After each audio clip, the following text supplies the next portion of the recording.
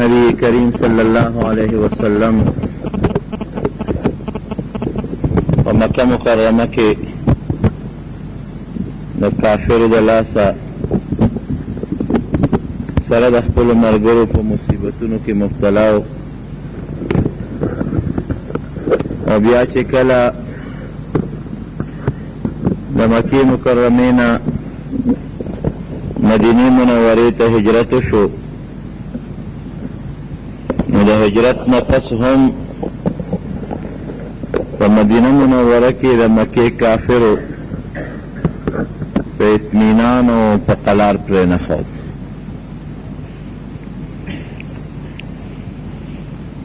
د دې ځای نه د مکې مکرمې نه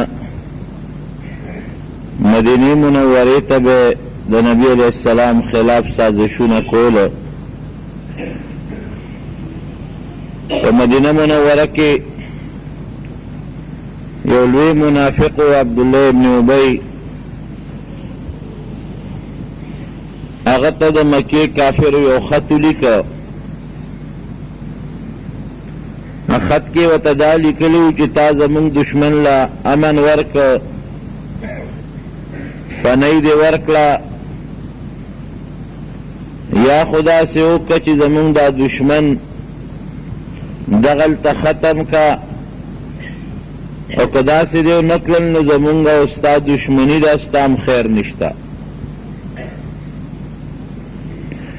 عبدالله ابن ابی منافق د مدینې منافقین را جمع کړل او هغوی ته هغه خط وښود چې دا موږ څه غلطي وکړه. نبی علیہ السلام نوم یې واغېست چې هغه له موږ امن ورکړه، هغه م راوسته او د مکې د لوی قوم او د مضبوطو خلقو دشمني م په سر واغېسته. نو هغه م د نبی علیہ السلام په مقابله کې ځان سره منافقین ملګري کړل. د دې نه علاوه یو کورز یو کافرو د یو لوی قوم سردارو، هغه لاړه د مدینې شریفې په چراګاه باندې ډاکه وغورځوله، څاروي راوتښتول، سې وسوځول، فصلونه او باغونه د مسلمانانو یې وسوځول. دا دویم نقصان شو. دریم دا چې کوم مسلمان به چېرته په لاره ته او د کافرو ته به پته ولګېده نو هغه ته به هم ضرر ورکه او تکلیف به یې رسو. د هر کیف د مکې کافرو په مدینه شریفه کې نبی علیہ السلام او د هغې ملګري په ارام پرې نه ښودل. نو پیغمبر علیہ السلام په دې دویمه هجري کې د خپلو ملګرو سره یو مشوره وکړه. راغونډې کړل چې یاره د مکې دا کافر مونږ کلی ورته پرېښود، وطن هم ورته پرېښود، او د خپل پلار نیکه هغه آبایي وطن او خپل کورونه او خپل پټي او هر څه م ورته پرېښودل، او دې د پاسه هم دوی مونږ نه پرېږدي، دلته راپسې راځي، کله څاروي رانه تښتوي، کله څاروي سوځوي، کله مال سوځوي، کله باغونه سوځوي، کله زمونږ ملګرو ته په لاره تکلیفونه ورکوي. دوی لږ یارول پکار دي. او هغه یره یې دا وه چې د مکې نه به شام ته کومه قافله تله تجارتي، ځکه د مکې د خلکو زندگی خو په دغه تجارت وه، نو هغه لار د مدینې منورې خوا کې تېرېدله. نو دوی دا سوچ وکړه چې موږ به لړ شو او د دې په تجارتي قافله به حمله وکړو، دا نه چې ګنې مال به لوټ کړو، یو حمله به وکړو. دی به ویریږي چې یاره د مسلمانانو نه نور په قلارېدل پکار دي، ګنې که موږ ته په قلاره نه شو نو زموږ د شام او د مکې چې کومه تجارتي علاقه ده او تجارتي لاره ده دا به راباندې مسلمانان بند کړي، نو بیا به څه کوو. دا مشوره نبی علیہ السلام سره د خپلو ملګرو وکړله، او څه لږ غوندې کسان څه 314 تقریبا په دې رمضان کې دا میټینګ وشو. ګوره نبی علیہ السلام د جنگ په اراده نه وته، په د جنگ په اراده وطنو بیا به د مدینې منورې نه لوی لښکر به وتلو ډېر زیات مسلمانانو ډېرې تورې به یې وړې وې او ډېرې زغرې به یې وړې وې ډېرې نیزې به یې وړې وې جنګي سازو سامان به یې وړی و په دې خیال نه ورته چې مونږ به ځو او مونږ به قتل و قتال کوو مونږ به وجل کوو مونږ به دا کوو نه بس صرف دومره ده چې دې لاره کې ودرېږو او دغه قافله چې کوم را روانه ویرو او د مکې کافران لږ ویریږي چې دوی خو په مونږ د تجارت لار بندولی شي نو مونږ نه به لږ په قلار شي نو څه 300 تقریبا 14 په دې رمضان میاشت کې سن 2 هجري وه د نبی علیہ السلام د هجرت دویم کال و د رمضان میاشت په 12 تاریخ باندې نبی علیہ السلام سره د خپلو ملګرو د مدینې منورې نه ووت د مدینې شریفې نه چې کله وتل نو ډېر لږ سامانو 2 آسونه پیغمبر علیہ السلام ملګرو سره او یا وخانو نو او یا وخان او 300 کسان پیاده خو کافي مزلو نو دا فیصله وکړه چې یو اوښ به په 3 کسو تقسیمو 2 کسان به په اوښ باندې سواري یو کس به پړی نیولي نو چې دا یو کس ستړي شي نو دی به اوښ ته وخیږي نو بل به د هغه په ځای کوز شي بیا چې بل ستړي شي نو هغه به وخیږي نو هغه بل ملګری به کوز شي نو 2 به بره سواري یو به پړی نیولي نمبر په نمبر به هغه خپله سورلي بدلی په دې چل به مونږ ځان ورسو نبی کریم صلی الله علیه وسلم ته صحابه وی چې صاحب یو اوښ به ستا دپاره ځان لکوې نه پیغمبر علیه السلام خو ډېر د انصاف خاوند و وی څنګ کې تاسو خپل منځ کې نمبر بدلوئ داسې به زه یم یو اوښ د پیغمبر علیه السلام او د حضرت علی رضی الله عنه او د حضرت ابو لبابه رضی الله عنه په شریکه شو نو دی چې کله په لار روان شو نو نبی علیہ السلام چې کله د کوزېدو نمبر راغی نو هغې ورته ویې نه صاحب ته به نه کوزېږې ته به سورې مونږ یو کس به در سره بدلېږو را بدلېږو چې علي ستړي شي نو دی به وخېږي نه بل ملګری ابو لبابه رضی الله عنه به کوز شي نه به پړی نیسي او چې کله هغه ستړي شي بیا به هغه وخېږي نو علي رضی الله عنه به کوز شي لیکن نبی علیہ السلام او فرمایلوی نه تاسو ما نه مضبوط خو نه یې او نه دا ده چې ګنې زه ستړی کېږم او تاسو نه ستړی کېږئ څنګ چې تاسو کوزېږئ او د اوښ پړی م نیولي داسې به زم کوم نو چې څنګ نمبر به د پیغمبر علیه السلام راغی نو د اوښ نه به کوز شو پړی به یې ونیوه او باقاعده لکه د خپلو ملګرو په شانتې به پیاده روان و خپل نمبر به پوره کو د دواړو جهانو مبارک سردار دی دې زمانه کې یو معمولی غوندې سړی یو لږ غوندې رکوټې غوندې افسر یا یو رکوټې غوندې سړی ابه چرم داسې ونه کړي د خپل ماتحت سره لکه کم کار چې نبی کریم صلی الله علیه وسلم د خپلو ملګرو سره کو انصاف یې په خپله هم کو نو انصاف به بیا صحابه هم کو اوس زمونږ مشران زمونږ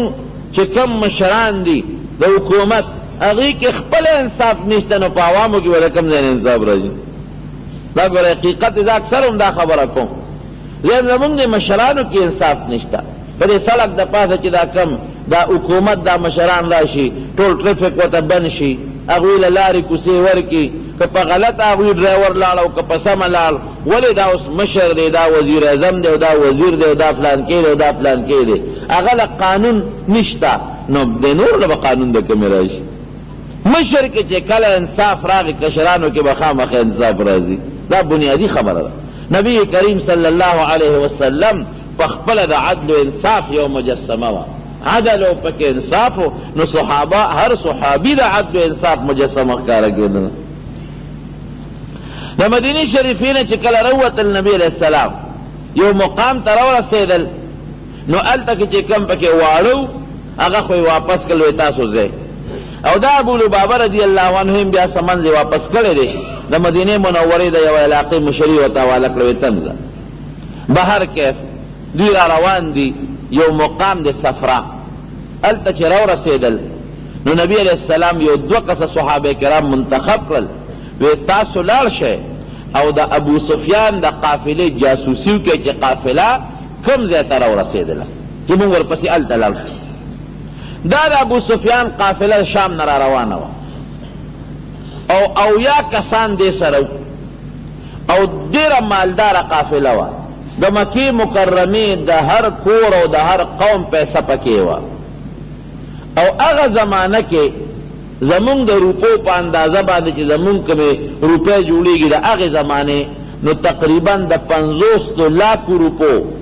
زمونږ د روپو په حساب اخو اشرفۍ دنانیر دي خو زمونږ د روپو په حساب د 50 لاکو روپو د هغې زمانې سرمایه پکې وه چې د دې وخت د کرونو نه زیاتې جوړېږي. دومره لویه سرمایه پکې وه او یا کسان ورسره وو. نو نبی علیہ السلام هغه 2 کسه ولېږل چې ته لاړ شو دا قافله وګوره چې په کوم طرف را روانه وه. ګورې بیا هم درته زه دا وایم چې نبی علیہ السلام په دې خیال نو تلي چې دا قافله به لوټ کړو او سامان به ترې راوړو، نه صرف دې له تلو چې مونږ لار ورته ونیسو دوی باندې لږه یره تېره کړو دوی ویرېږي او دوی ته پته ولګي چېرې مسلمانان خو زمونږ لاره نیوي شي چې دا کافر خو زمونږ نه په قلار شي او دوی د مسلمان خلاف نور سازشونه نه کوي صرف یارولو دپاره. بهر کیف 2 کسه ولېږل حضرت بس رضی الله عنه حضرت عدی رضی الله عنه وی تاسو لاړ شو معلوماتو کې چې د ابو سفیان قافله په کومه لاره را روانه ده اخو غونډۍ دي غرونه دي یو سړی به د غر یو طرف ته بل به د غر بل طرف ته یو بل نه خبره دوی وی ډېره ښه ده چې دوی لاړل معلومات کې اخو ابو سفیان ته چا ال ویلی وی ته خو بېغمه روانې او د لکونو روپو مال در سره دی خو نبی علیہ السلام سره د ملګرو ستا خلاف راوتلي پرېږدي دې نه. هغه سره هم یاره شوه هغه وی چې دا خو لکونه روپۍ دي او دا که مسلمانان رالل مونږ به هم مړه کړي دا مال به م رانهوالي. نو هغه یو سړی زمزم غفاري هغه له پیسې ورکړې او په یو تیز څاروي باندې سور کو وی چې څومره زر کېدی شي نو څاروي اوس غلوه او مکې ته ځان ورسوه او دا اعلان ورته وکړه چې روځئ ګورې که رو نه وته ستاسو قافله لوټ کېږي قافله هم نه پاتې کېږي شا به یې ځان ورسوئ. هغه زمزم راغې او مکې مکرمې ته ځان راورسو. نو عربو کې به دا قاعده وه اوس خو چې څوک یو خبر ورکوي نو په لوډ سپیکر باندې اعلان وکړي یا مثلا د مامو ډبی هغې کې به دا یو پروګرام و چې هغه به څادر د سر نه کوز کړو او په اوښ باندې بسو شو نو څادر به یې داسې سر نه تاوه او چې ډېره خطرناکه خبره به وه نو کمیس به یې وویسته. دا سړی چې راغی نو د څادر او کمیس او پرتوګ ټول وویستل ځان یې بربنډ کړ. هغې خو په حیا څه کار نو د بیت الله نه چې به یې طواف کو نو بربنډ به تاوېدل جامې به ایستې بربنډ به تاوېدل او قمقلو د زمانې که چا به ورته ویل لکه تاسو خو بربنډ طواف کوئ کمیس پرتوګ هم ایستې وي خره بچو داسې کوئ وی مونږ خدای ته د خدای په جامه کې طواف کوو. لکه دا مونږ چې کوم اغوستې دا د خدای نه دي څه وی مونږ په دې خپله سرمن کې دا د خدای جامه ده په دې کې ورته طواف کوو. مونږ وایو دا هر څه د خدای دي دا چې زمونږ دا لباس د څه نه جوړ دی دا ټول الله هر څه پیدا کړي دا قمقل خره خلک د جاهلیت د زمانې. نو د دا نه جامې وستې او په اس باندې په اوښ باندې سور دی او د مکې په کوڅو کې منډې وایي او سر نه څادر ته وایي چې خلکه تباه شوی غرق شوی ټول خلک راووتل چې لکه دا سړی په ده څه چل شوی دی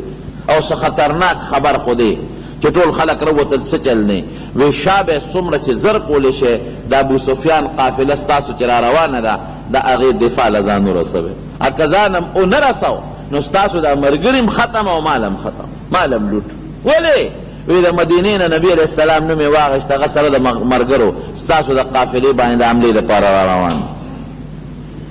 ده چې دا خبر راورسو نو ابو جهل فورا هغه خپل ملګري راغونډ کړل میټینګ او مشوره وکړه او د زرو کسانو یو مضبوط لښکر را روان شو هر یو سره توره او ټولو سره 700 ورسره اوښان 200 ورسره اسونه او نیزې او تورې او زغرې واچولې ښه مسلح مضبوط لښکر راووت او ځان سره ښځې را روانې کړې چې که مونږ تښتو دا ښځې به راله پیغور راکوي او ځان سره ډمان هم را روانې کړې دمې چې دا به مونږ ته سندرې وی او دا به راته ګډا کوي او شرابونه هم ځان سره راواغېستل. قرآن حکیم کې الله فرمایي ولا تکونوا کالذین خرجوا من دیارهم بطرا ورئاء الناس. اے خلقا وی داسې مه کېږئ لکه د مکې د کافرانو چې هغوی په ډېر لوی کبر باندې په فخر او خلقو ته خپله بهادري او طاقت ښودلو دپاره میدان ته راووتل. پام کوئ ګورئ که تاسو اوځئ کبر به نه کوئ، لویي به نه کوئ، ریاکاري به نه کوئ، که جهاد لمځئ صرف په دې نیت چې الله تعالی راضي شي. لوی مقصد د مسلمان د عبادت د الله رضا ده. الله دې زموږ نه راضي شي. بهرکیف هغوی د هغه ځای نه یو لوی لښکر راووت په یو ډېر لوی کبر باندې او په یو ډېر لوی غرور، او یو سردار یې ګورې وکتو، یو سردار یې پرې نښود. عتبه رضوي لوی سردار و هغه یې هم راوویست،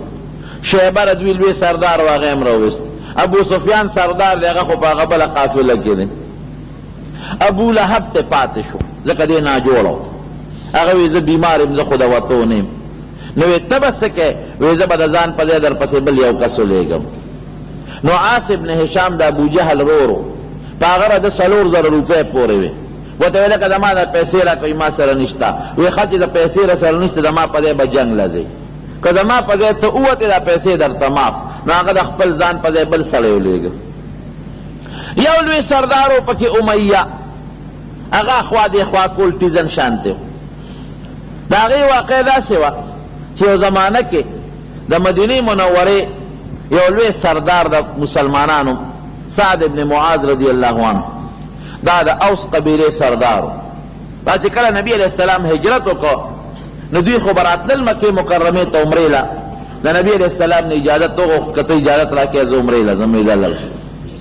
نو په مکه مکرمه کې دا امیه چې د کافر یو سردار و، د سره دوستانه تعلقات، دواړه تاجرانو. نو سعد چې به کله مکې شریفې ته راغی د امیه سره به یې دمه کوله، او امیه چې به کله مدینې شریفې ته لاړ د سعد سره به یې دمه کوله. دا تجارتي منډی وې د یو بل. نو امیه چې راغی دا سعد چې راغی د امیه سره دیره شو. هلکه څنګه رالی؟ ویره ما وی چې ستا ملاقات به مو کوم، عمره به مو کوم. وی ډېره ښه ده. وی وروره یو خبره درته کوم. وی ته خو زما د تجارت دوست دی، سوداګر ملګری مې، خو دا چل دی چې زمونږ د مکې خلک ګورې تاسو ته ډېر غوسه دی،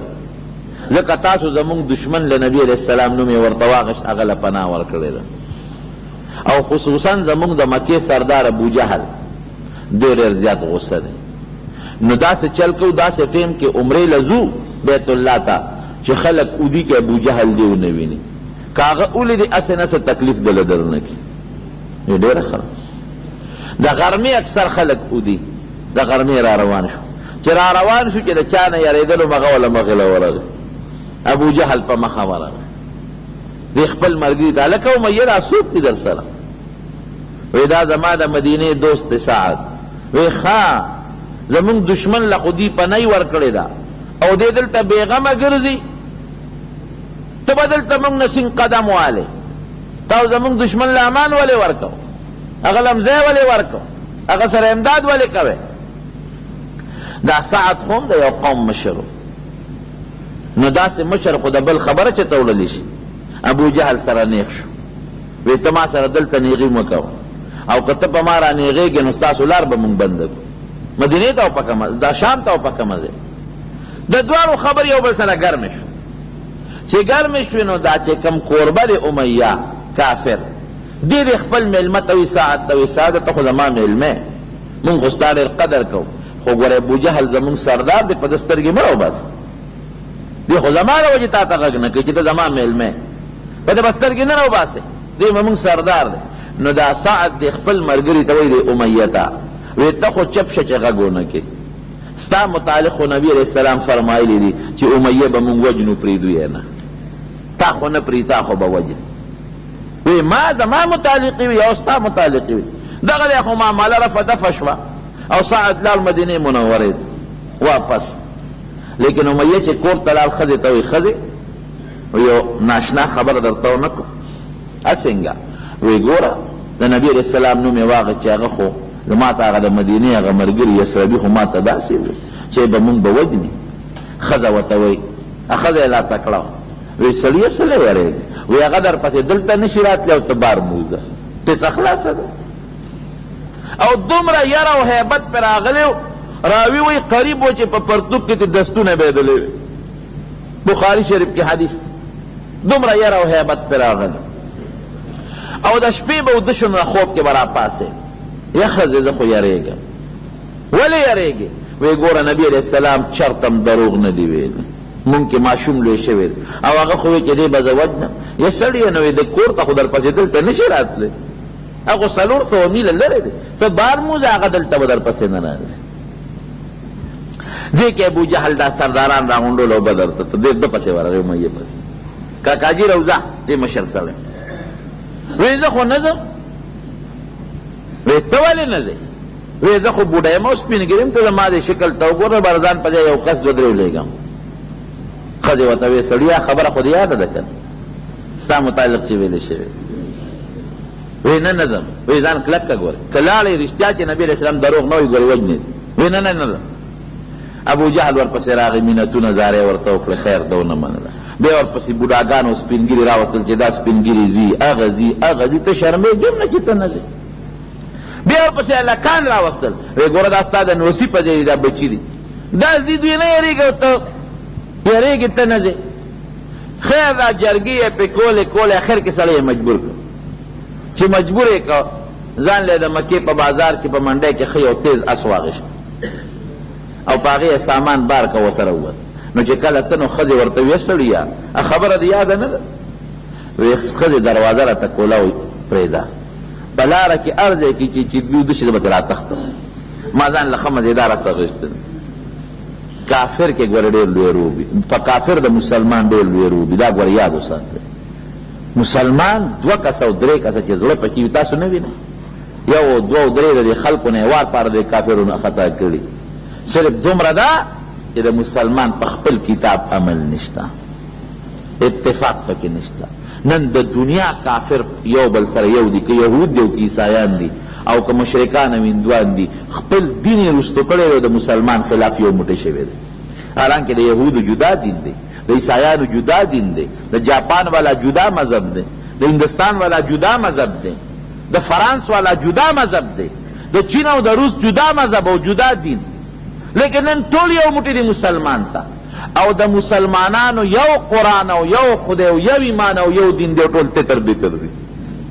یعنی که په خپل قرآن باندې ردی اتفاق راغی، واعتصموا بحبل الله جميعا ولا تفرقوا، چې تاسو ټول یو شی یو موټی شی. نو زم که صرف او صرف دا عرب او دا عجم، دا افریقه او دا نور پرې دا مسلمانان هم یو شو، قسم د امریکا بسی چې دا ټول یورپ را یو ځای چې د مسلمان د خپل د ځمکې راوچته نه کی. او مشران بے خوند دي، بے غیرت دي، پیسو والا دي، ټکو والا دي، د کافرونه بس مال او دولت پتمه دي، بس د لالک پتمه دي. بهر کیف دې ځان سره روان کړ چې روان یې که ابو جهل ته خو پته و چې دې به رانه تښتي، او هغه ته هم پته و چې ده به تښتم. نو یو 4-5 هلکان په ابو جهل مقرر که پوره شیطان. وی ګوره دې چې د نه ونه تښتي، بس خیال ده د ساته. هغې وی بس کاکاجي ته بېغمه اوسه چې یو ځای کې خو پیاده قافلې وي، یو ځای ته دې ورسېده. نو هلته کې خلک پرېوتل، اوده شو ستړي، دا امیه هم پرېوت، ناګانه دې پاسېد امیه، او په دې خیال پاسې چې د خپل اس له ځان رسوم چې پې تښتم. هغه هلکان ورله راځي، کاکاجي خیر دی؟ وی اسې را پاسېدم. وی تاسو څه کوئ؟ وی مونږ تاله را پاسې ستا خدمت کوو، که صوبه دې پکاري، لوټه موټه دې پکاري، بل څه دې پکاري، مونږ ستا خدمت ته ولاړو. وی زه سر کوزو د شی زه خپل خدمت په خپله کولی شم، زه وی نه نه مونږ سته ده، مونږ کاکاجي زمونږ مشر یې، مونږ هم تا ته ولاړ یو، ستا خدمت به کوو. هغه ځای کې خو سړی پاتې شو چې بل ځای پړه وغورځېد. دی بیا چې داسې نیمه شپه وغلی غوندې را پاڅېد، چې را پاڅېد هغه هلکان خو ابوجهل ورته پرې کړه. بیا کاکاجي خیر دی، څه خدمت دی؟ یا نیک بختو دی اوده شی په ما څه کوئ تاسو؟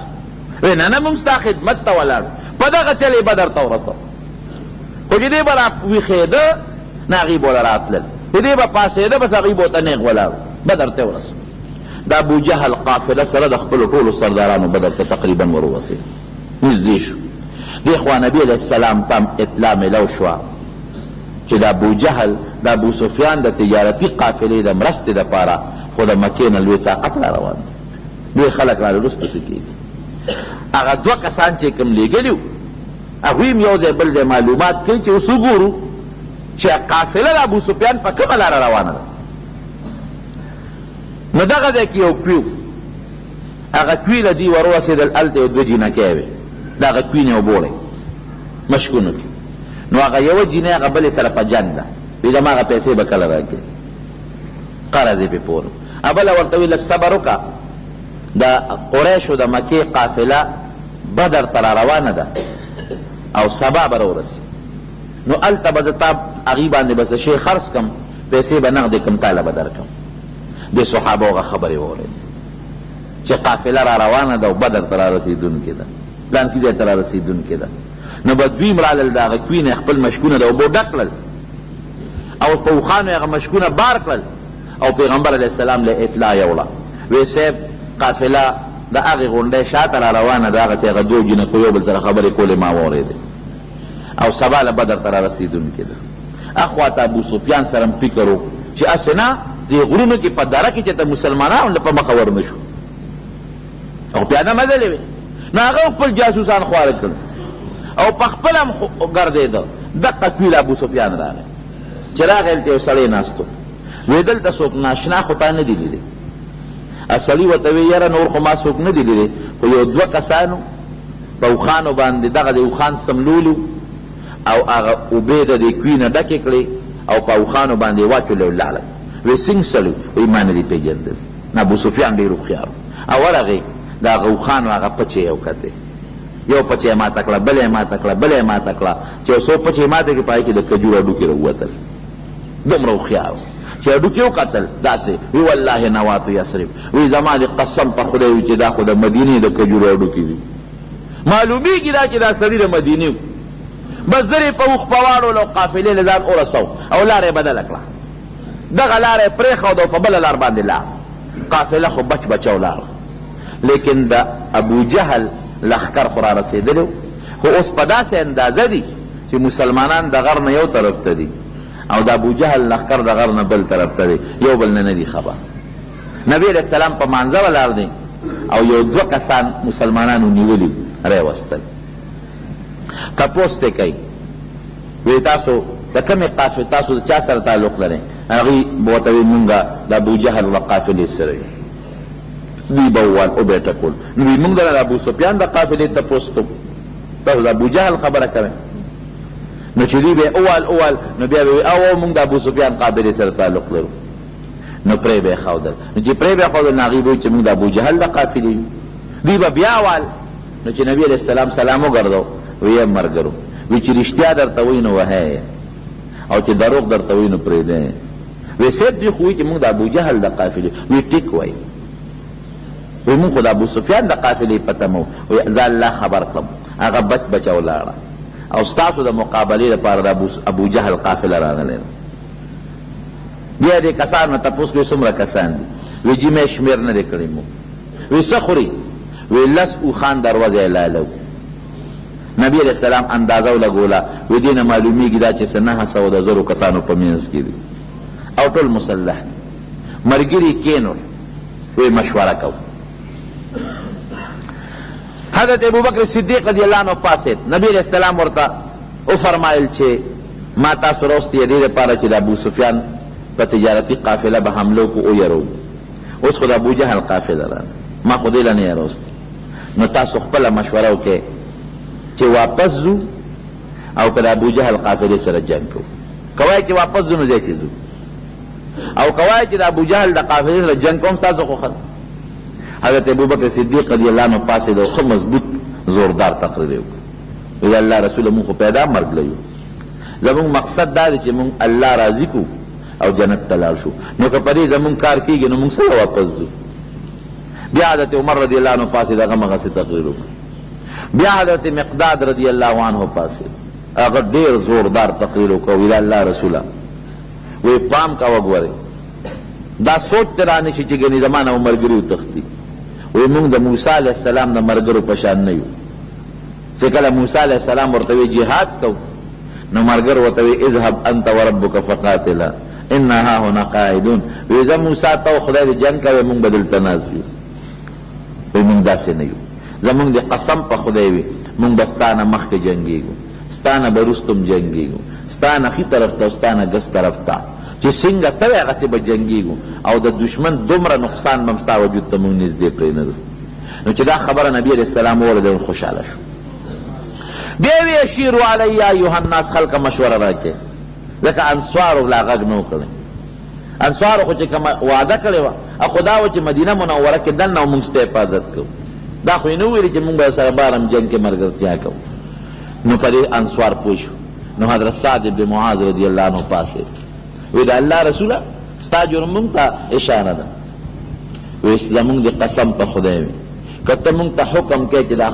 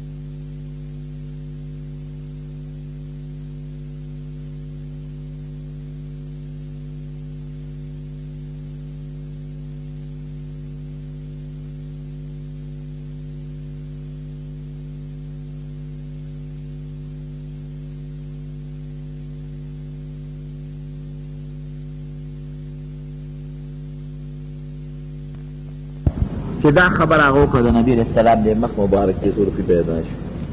وی ما سره الله تعالی وعده کړې چې که دې دوو قافلو کې په کومه قافله م ته حمله کې استا ده که تجارتي قافله باندې حمله کې دا م ستا ده دې در کوم او که د ابوجهل په لښکر حمله کې دا م ستا در کوم. ما سره الله امداد کوي او ما سره الله وعده کړې ده او په جنګ کې به انشاءالله فتح او نصرت الله مونږ راکړي. راځئ چې جنګ وسره صحابه کرام تیار شو.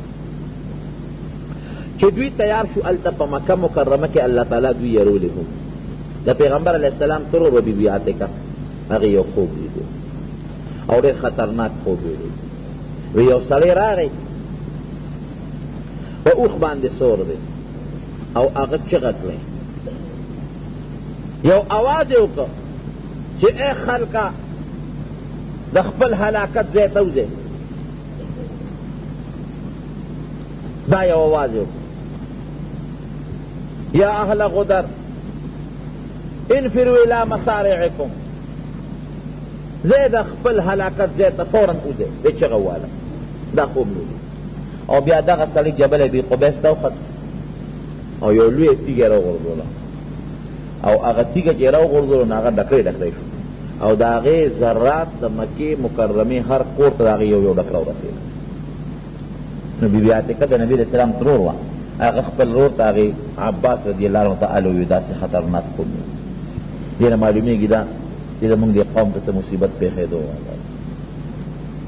نو خو دا ال چاته مه وایه ګورئ ابو جهل غصه هغه ولید ته الوې دی دوستو ولید خپل پلار عتبه ته الوې خبره خو نه پټېږي او زموږ پښتانه مو دیوالونه الول خبره خوره شوه. ابو جهل راغی عباس پسې وی عباس بار وی مخکې خو ستاسو سړی د پیغمبر دعوه کړی او ستاسو ښځې هم جوړ د پیغمبر دعوه کړی. وی هغه څنګه؟ وی ستا خور چې وی ما خوب لیدلی او د مکې خلکو ته مصیبت رسېږي په مونږ دمکی کوی، خو خیر د بعضې خلکو لکې دا یو کس پرېوت، اخوا بل یو کس دی هغه خوب ولید. هغه وی ما داسې خوب ولید چې یو سړی راغی په اوښ باندې سور دی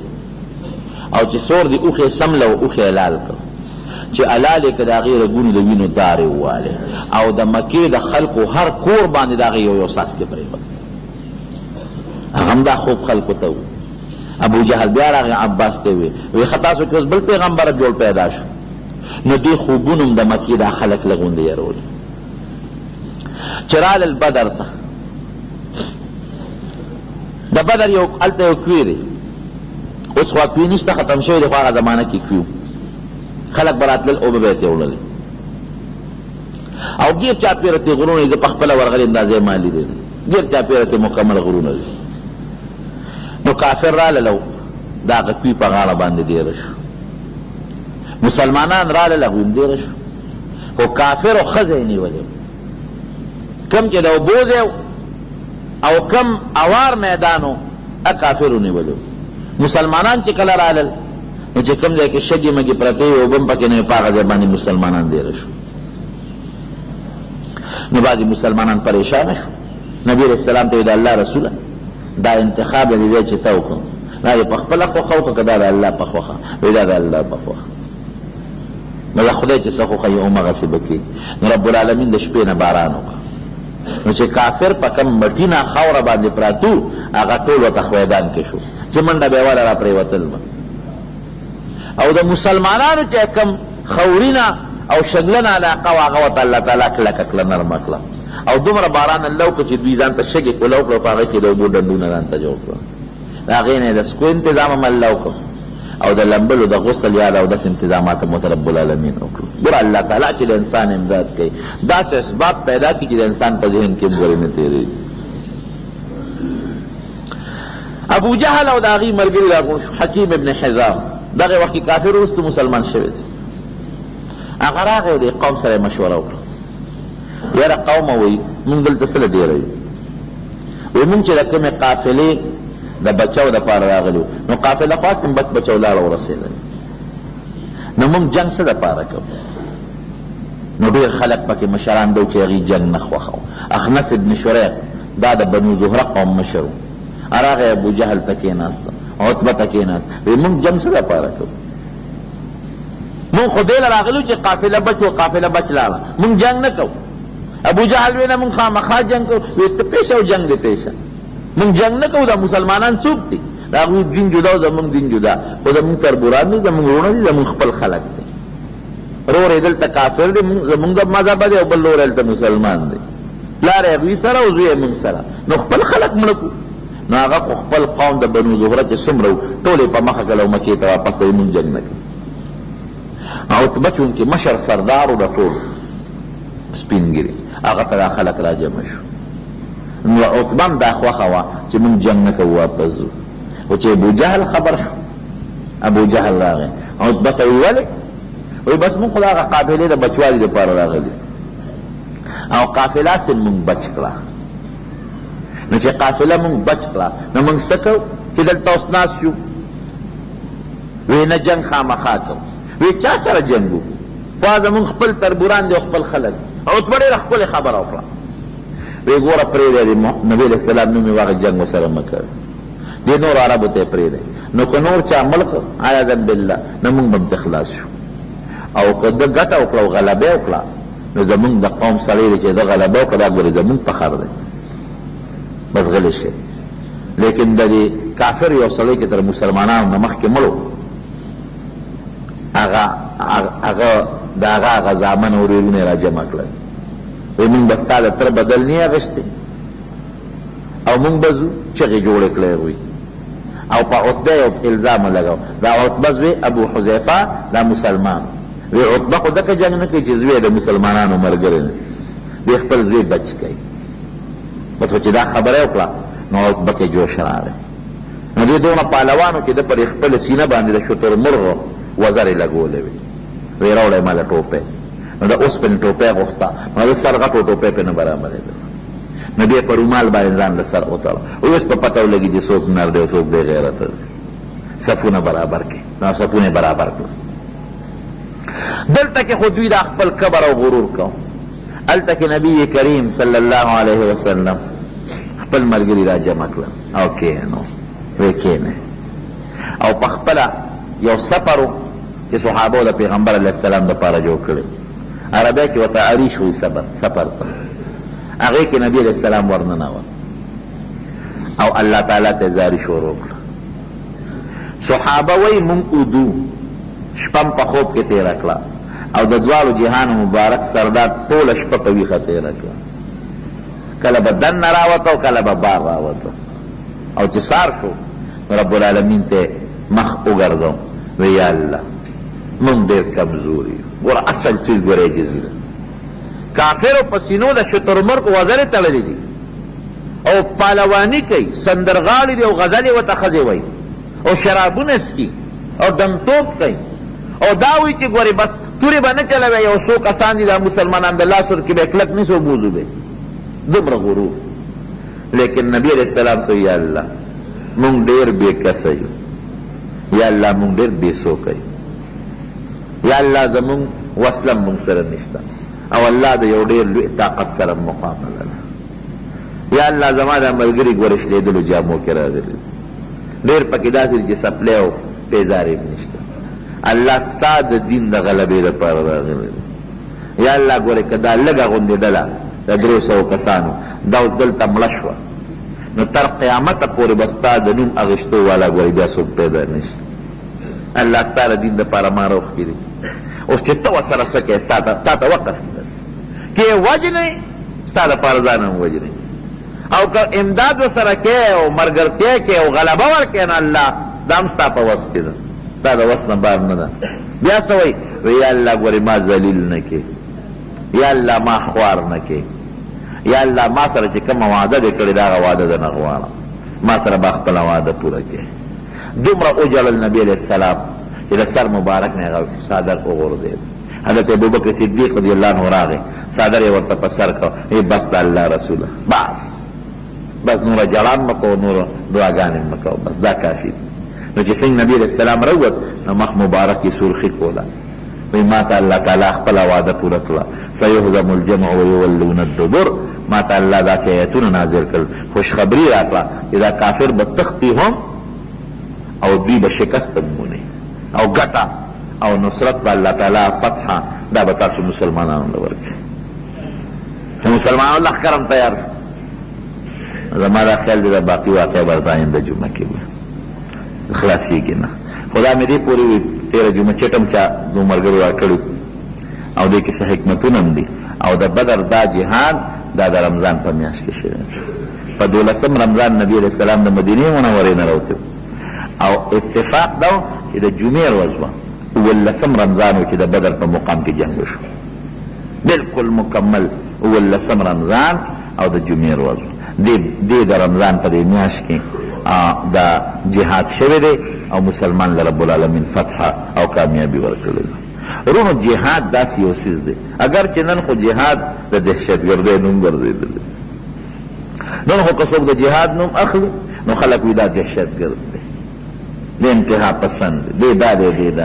نه جهاد د اسلام یو فریضه ده څنګه چې مونځ فرض دی څنګه چې روژه فرض ده دارنګې جهاد هم یو فریضه ده اگر چې جهاد خپل اصول لري ګورئ جهاد چې کې د خپل اصول او قواعدو لاندې به جهاد کې د اصولو به ورګډېږم نه لکه د مانځه خپل اصول او قواعد دي که یو سړي اودس ونه کړ او 100 رکعته نفل مو کې ثواب په ځای ګناه کېږي دارنګې د روژې خپل اصول او قواعد دي یو سړي روژه ونیوله او صرف نیت یې نه کړی قدر نیت نو هسې لږه تنده تېره کړله یا د روژې بعضې څیزونه دي د هغې نه ځان ونه ساته نو که ډېر د شپې هم پکې لګي خوراک سکاک نه کوي روژه بیا نه کوي نو د روژې خپل اصول او قواعد دي د مانځه خپل اصول او قواعد دي دارنګې د زکات خپل اصول او قواعد دي که زکات پیسې چې اړولو په جومات یې ولګولې اړو زکات یې نه کېږي اگر چې جومات د الله کور دی دا به غریب له ورکوي دارنګې د جهاد خپل اصول دي، خپل قواعد دي. نو جهاد چې مسلمان کوي د هغې اصولو او قواعدو لاندې به کوي. د اصول او د قواعدو نه بار به بیا جهاد هم نه کوي. که د اصول او د قواعدو نه جهاد هم بار کو نو دا جهاد هم ګورې بیا فساد ګرځي. دا یو غټ الزام په مسلمان باندې لګي چې مسلمان دهشتګرد دی. دا رونو یاد وساتئ. پر یو ټکي تاسو زه پوه کړم، دا زمونږ د الله کور دی، جومات دی. د دې جومات حفاظت په مسلمان فرض دی چې دې به مسلمان حفاظت کوي. او که څوک راځي او ستا د جومات ته ضرر رسوي نو ته به د خپل د الله د دې کور به دغه کې حفاظت به کوې او هغه سړي سره مقابله به کوې چې د خدای د دې کور ته ضرر ونه رسوي. داسې ده که نه؟ نو څنګه چې ستا د دې کور حفاظت پتا باندې فرض دی، دارنګې ستا په دې ملک کې که د غیر مسلمو د عبادت خانه ای، د یهودیانو عبادت خانه ده یا د عیسایانو عبادت خانه ده یا د هندوانو عبادت خانه ده، د هغې حفاظت هم په مسلمان ګورې فرض دی. دا الله دین داسې نه دی. دا بعضې څیزونه یقینا تخریب کاري ده. دا جهاد نه دی. د یو غیر مسلم د یو کافر په عبادت خانه باندې حمله کو، دا ګور جهاد. دا صرف مسلمان بدنامول.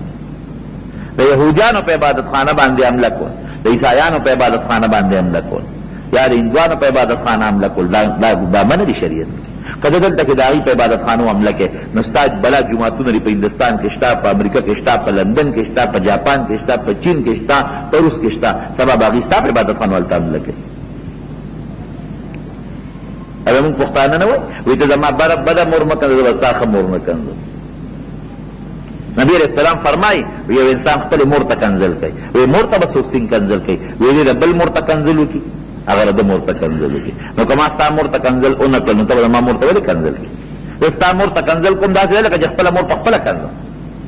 دغه رنګې که ته د هغې عبادت خانه دلته کې روانه یې نو هغې به په امریکا کې ستا عبادت خانه روانه کړي، په لندن کې به ستا هغه روانه کړي، په جاپان کې به ستا عبادت خانه روانه کړي. که ته دلته کې یو عیسائی یا یهودي وجنې او مړ کړې نو په هلته کې لږ مسلمانان دي، هغې بیا هغه مسلمانانو وجنې، نو دا ګوره جهاد نه دی. څنګه چې د دې ستا د عبادت خانې او ستا د مدرسې حفاظت پتا باندې فرض دی، دقه رنګې د غیر مسلم چې کوم غیر مسلم دي د هغې د عبادت خانو د هغې د مدرسو حفاظت هم پتا باندې فرض دی چې هغې ته هم څوک نقصان. زمونږ یو بابري مسجد دی او هغې پسې هندوان لګېدلي دي روانه یې دلته پې څونه مسلمانان جلوسونه وباسي که نه وباسي. نو څنګه چې ته په خپل جومات خفه کېږي دارنګې اغیار کافر هم په خپل عبادت خانو خفه کېږي. د جهاد خپل اصول دي، خپل قواعد دي. جهاد کې خپل طریقه کار د هغې لاندې به جهاد کوي. او که د هغې نه نه غوندې موړې دي راوړې دي بیا به جهاد فساد ګرځي. نو دا بعضې خلک یې هغې تخریب کاري کوي، هلته کې د هغې په عبادت خانه ورغلې بیا دلته دا ګورې مسلمانان نه کوي. دا داسې نور خلک یې افراتفري پیدا کوي، یو ځای کې یو اولا بل ځای کې بل اولا، نو خدا پراپېګنډه دی مسلمانان یو بل یو ځای کې په یو عبادت خانه ورده په بل ځای د مسلمانانو خلاف دا جهاد بدنام شوی. نور جهاد داسې یو څیز دی چې هغه د مسلمان د قوت او د طاقت او د غلبې څیز. بل جهاد له اسباب پکار، اسباب د سره نه جهاد به پسه کوي. وشه ګوره کافر هغوی په دغه ټکنالوژي او په اسبابو کې کم ځای ته ځان ورسو. دا نن د امریکې او د یهودو مقابله څوک نه شي کولی. او مسلمانان تش خوبونه کوي، دوکو پسې ګرځي چې موقع راشي موږ سره وسله نشته. نو تا به وسله جوړه کړې وکړه. سره مسلمان سره دومره دي چې دومره په یو دنیا کې نشته، یو ملک کې دومره نشته. تیل د مسلمان سره دومره دي چې هغه یو ملک کې نشته. نور اسباب د نن جدید ټکنالوژي چې څومره اسباب دي هغه ټول د مسلمان سره پراته دي، لیکن مسلمان ته فایده وانه غوښته. فایده چې څومره د ستا طاقت دی، ستا قوت دی، او فایده ته امریکا اخلي، فایده ته یهود اخلي، فایده ته نور کافر اخلي. نو پکار دا دی چې لاول قرآن کې الله نه فرمایي واعدوا لهم ما استطعتم من قوه الآیه، چې تاسو د کافر لپاره لاول طاقت برابر کړئ، وسله برابر کړئ، جهاز، میزایل، ایټم یا بل څه طاقت لاول هغه برابر کړئ. نو د هغې نه پس هغې ملک سره بیا جهاد وکړه چې چا سره دا طاقت شته. او که تا سره صرف یو دغی غوږین ټوپکي او هغه سره د هغه ځای نه دغه داسې جزونه هم دي او هغه سره صیبه میزایل هم دي، نو ته په غوږین ټوپک یا په لور یا په تبر د هغوی مقابله کوم ځای کولی شي؟ دا خو ځان غرقولي. نو جهادي جذبه په مسلمان کې پکار ده. او چې کله جهادي جذبه په مسلمان کې راشي د جهاد دپاره اسباب به بیا دی پیدا کوي، ښه مضبوط اسباب. رب العالمین دی دا باقي واقع به انشاءالله بله جمعه ویم ټول مسلمانو کې اتفاق او اتحاد پیدا کوي. او چې څومره مسلمانان هغه نن د کافرو د لاسه په تکلیف کې پراته دي، ګورئ ډېر مجاهدین په افغانستان کې دي او که په نورو ملکونو کې، په کشمیر کې دي، په عراق کې دي، بوسنیا کې دي، داسې مسلمانان چې هغوی په زړونو کې جهاد وینه تاویږي راتاویږي، غریبانان او وسله او دا قصې اوس هم نشته. نو دا دعا کوئ رمضان کې الله قبلي چې الله دغې مجاهدین امداد وکړي. حاجي دا یو ملګری واقعي زمونږ د جمعې ملګری وفات شوی دلته کې زمونږ فقر شاه لالا چې هغه دلته کې بلغزګي زمونږ د جمعې مانځله به هره جمعه راته هغه وفات شوی. رب العالمین دې مغفرت نصیب کړي. تر څو چې هغه راتلی شو دې ځای کې به ناست و. بل زمونږ د صدر صاحب محمد حسین حاجي صاحب ورور هدایت والد صاحب وفات شو، هغه هم ګورې تر څو چې به راتلی شو دلته ومانځله راته، خو بیا بیمار و ډېره موده نه به شو راتلی. نو هغه هم تم دعا کې یاد کړي چې الله تعالی د هغې هم مغفرت نصیب کړي، لوی سفر الله د خوشحالو کړي. بل زمونږ د محلې مخفشاه لالا هغه هم وفات شوی دی. او دغې نه یو جمعه نیمه مخکې دغه ګوټ کې ما په خپله ولیدې راغلی ومانځله. نو ښه مونږګزار انسان و، هغه ته هم دعا کوي چې رب العالمین یې مغفرت نصیب کړي. نور څومره مردګان وفات دي رب العالمین دې ټولو مغفرت نصیب کړي.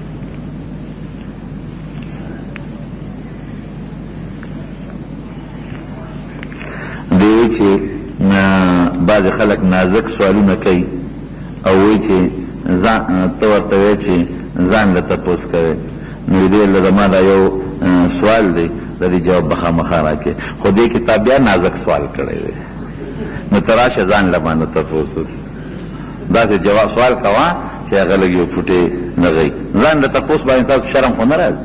یو سړی باید تپوس دی چې هغه یو فوټې لږ مناسب ني په لوډ سپیکر د وینا، نو ځکه د هغې د ویم چې ځان له وینا کوم. دا هم څه زنانو متعلق څه مسلې تپوس یې کړی دی، نو هغه د بیا وروسته ما نه ځان له تپوس وکړي.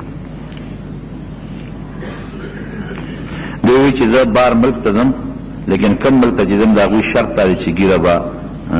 اجازت نشته او زما ګیره ده، زه څه وکړم؟ بلکل چې داسې پیسو پسې لاړ نشي چې په هغه کې د پیغمبر سنت خریدل کېږي. ته به بار ملک ته پیسو لرې، نو چې تا باندې دا پابندي لګوي چې ته به ګیره خرې، ګیره د پیغمبر سنت ته رزق الله ذمه داري اخیستې ده. تندر پیوله په دغه ملک باندې او پام کو چې دې ته لاړ نشي، د خپل پیغمبر د سنتو خیال ساته. که یو سړی په یو جومات کې اذان وکړي او بل جومات ته منځله ځي، نو دې داسې نه کوي. کم جومات کې چې په چا باندې اذان وشو یا په خپل اذان وکړو، دې به مونځ همغه جومات کې کوي. البته که یو سړی د بل جومات امام دی، نو بیا بل جومات ته تللی شي. او یا یو سړی څه عذر دی، د عذر د وجې نه، لکه مثلا دلته داسې مسله پېښه شوه چې د جومات نه عذر د وجې نه وتلي، نو دی وتی شي. او که څه عذر نی یا د بل جومات امام هم نی، نو چې کوم جومات کې چا په خپله بانګ ووی او یا د ناستو بانګ وویلی شو، دی مونځ هم په هغه جومات کې کوي. بالکل موقت سنت تراویح. ها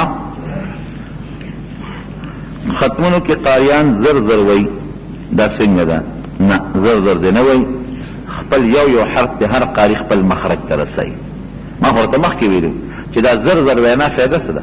که تا دا ختم او تراویح دی لکه چې زه په الله خوشحاله کړم، نو په داسې طریقه الله سره خبرې وکړه چې د شرم خو نه که نه، دا چې زر زر کې دا خو ته خدای سره خبرې کې، نو الله سره چې ته یو افسر ته ودرېږې او دا زر زر خبرې وکړې، زوره دونه به دې ووایي چې دوالو دغه به دې معلوم انت الله خو لوی ذات دی. هغه سره چې کله تاسو تراویح کوئ، قرات کوئ، تلاوت کوئ، نو مزیدار خشته په صحیح طریقه کوئ. یو زنانه ناجوړه دعا غواړي، الله دې هغې له هم شفا ورکړي، که نور څوک مریضان دی الله یې ټول له شفا ورکړي. دوی وایي چې مونږ اکثر تلاوت کوو چاته یې وبخو مړي ته، زمونږ ثواب ورته رسېږي که نه؟ بلکل که یو سړی تلاوت وکړي د هغې ثواب نبي علیه السلام ته بخي یا بل چا ته بخي، نو بلکل د هغې ثواب ورته رسېږي. که یو جومات کې د ماسپښین مونځ نه کېږي، نو اعتکاف پکې پکار. اعتکاف هغه جومات کې پکار چې کم کې 15 وخته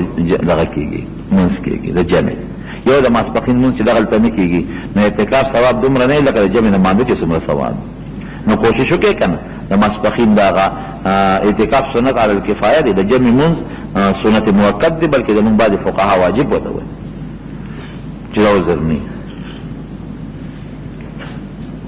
دا خو ما مخکې ویلي چې چا له قی راشي ما ویلو چې که په ډکه خوله یو سړی قی وکړي او قصدن وکړي روژه پرې ماتېږي او چې په ډکه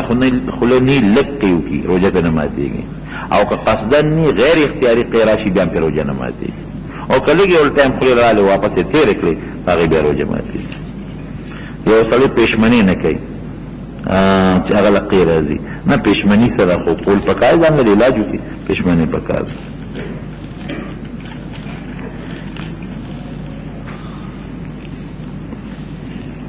نه جناب دا یو ډاکټر صاحب دی دوی که مال خلق علاج به راځي که اعتکاف وکړم او مال نه اعتکاف کې ورته اعلان ولګوي چې مال به څوک علاج له نه راځي اعتکاف کې به صرف د الله دا رضا کار کوي او که خلق دې مجبورۍ چې خامخا ځان علاج وکړه بیا اعتکاف مه کوه د خلکو خدمت هم عبادت دی چې په صحیح طریقه د خلکو خدمت کې